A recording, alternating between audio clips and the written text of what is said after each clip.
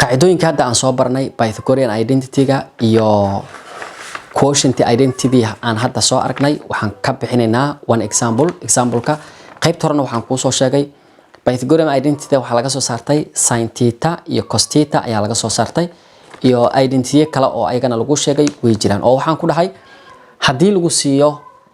the 6 ratio-iska mid kamid ah hadii lagu siiyo oo others soo saar lagu dhaho waxna lagu sheego sida aad ku soo saaran lahayd ay qaacidada naga caawinaysaa waxaana si toos ah loogu isticmaali doonaa quadrantiskan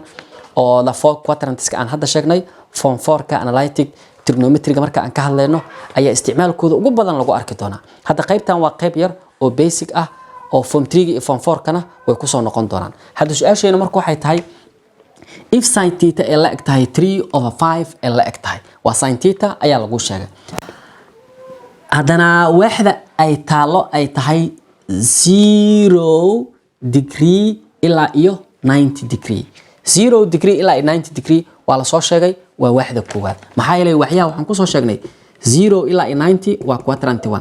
90 ilaa iyo 180 waxa waaye 2 180 ilaa 270 waxaan ku soo sheegnay waa 3 270 ilaa 360 na waxaan ku sheegnay waa quadrant 4 ayaan ku sheegnay marka maadaama 0 ilaa 90 uu dhahayo waaxda laga hadlayo waaxda koowaad waa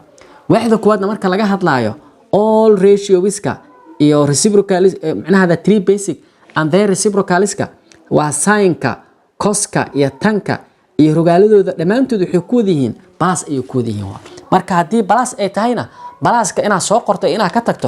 ka tagtaaba wrong because hadii aadan muujinin waa la fahmi karaa meesha inay balas ku qarsoon tahay wax la arki karo oo la ogaan karo waa marka waxaan la dhahay find the other trigonometric ratios raadi fansaarada kale ee trigonometriga raadi ayuuna dhahay si aan u soo saarno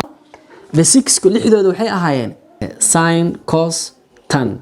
cot sec cosecant ayay ahaayeen waxa lagu siiyay adiga mid kamid ah lagu sheegay sin-ka ayaa lagu siiyay waxa laga rabaa shantaas kale inaad soo saarato waxa ugu horeeya koow aad soo saaranayso waa inaad soo saarato coska waxa dhahaysaa marka coska angle-ka cos theta waxa lagu helaa plus or minus 1 minus sin square theta ayaa lagu helaa qaacidadan ayaa ku shaqeynaya equal ayaa dhihi doonta marka hore waxa soo qaadanaysaa calaamadahan plus iyo minus maxaa yeelay plus iyo minus meesha ku qornaa wax kale kuma sheegayaan waxay ku sheegayaan clear quadrantiga function-kaasi waxa uu ku yahay function-kaasi quadrantiga hadii plus uu ku yahay pluska qaado hadii function-kaasi quadrantiga uu minus ku yahayna laga hadlaayo minus uu yahay minuska qaado hadda anaga quadrantiga aan ka hadlayno quadrantiga koowaad waa dhamaantoodna waxay ku wada yihiin plus ayay ku wada yihiin marka plus aan qaadanaynaa plusna inaan qorno inaan muujinayo inaan qarino ayaa noo roon qof walba wuu iska fahmi kartaa radicalka ayaan marka la soo qaadanaynaa 1 ayaan dhahaynaa minus ayaan dhahaynaa sin-ka waxaana la siiyay sin-ka waana loo sheegay oo waxaana la siiyay 3/5 ka ku bedelo maadaama sin-ka square ay tahay waxaana square garay ayada u qaadatay mar kale 1-ka waa soo qaadanaysaa minus dheh 3 square garay waa 9 5 square garay waa 25 on ku dhuf waa 25 hadii 9 laga jaro waxa soo baxayso 16 hoosna waxa ku haysataa 25 equal ayaa la dhihi doonaa labadan batiro waxa waaye perfect square waaye root-ka waa laga saari karaa 16 hadii root-ka laga saaro waa 4 25 hadii root-ka laga saaro 5 waaye marka sin-ka cos-ka ayaan rabnay inaan soo saarno sin theta waa haysanay cos theta-na haddaan soo saarno waa 4/5 waaye maxaa inoo saara marka cos-ka hadda waan soo helnay tanka waa raadin karnaa haddaan rabnay inaan tanka soo saarno waxaan leenahay tan theta waxaa lagu helaa tanka maxaa lagu helaa waxaa lagu helaa sin theta oo loo qaybiyay cos theta ayaa lagu helaa equal ayaan dhahaynaa sin theta-da waana la siiyay waxay ahayd 3/5 cos theta-da hadda ayaan soo saarnay waa 4/5 equal labadan 5 isku baxaya kor 3 hoosna 4 waxaan leenahay 3/4 ayaa ka soo baxayso waxaa inoogu xigta haddana waxaan soo saarnay tanka waa 3/4 waxaa noogu xiga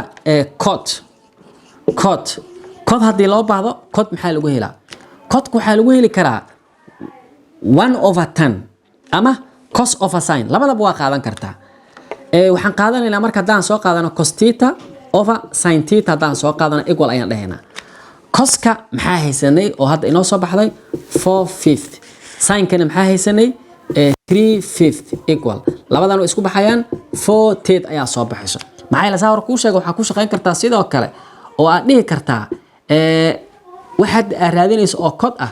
cod theta waxa lagu heli karaa 1/10 tanka hadda ayaaba uu ku soo baxayba 3/4 ayaa dhigi kartaa 4 ayaa 1 ku dhici lahayd waxay noqon lahayd 4/4 labada dhinac hadaa ku shaqeyso jawaabta isku mid ayay ku noqon lahayd codna waa soo saaratay waxa qaadanay hadana sec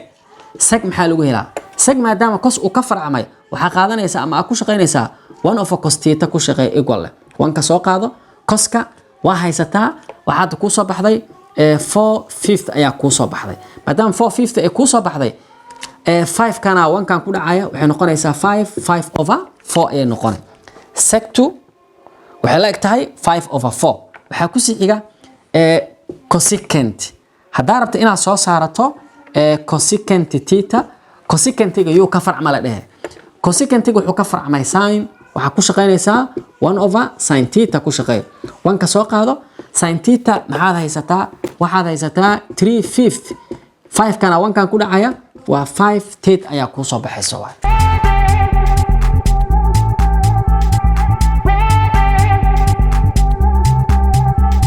su'aalaha dhanba saasa aga shaqeysay ma aga jawaabtay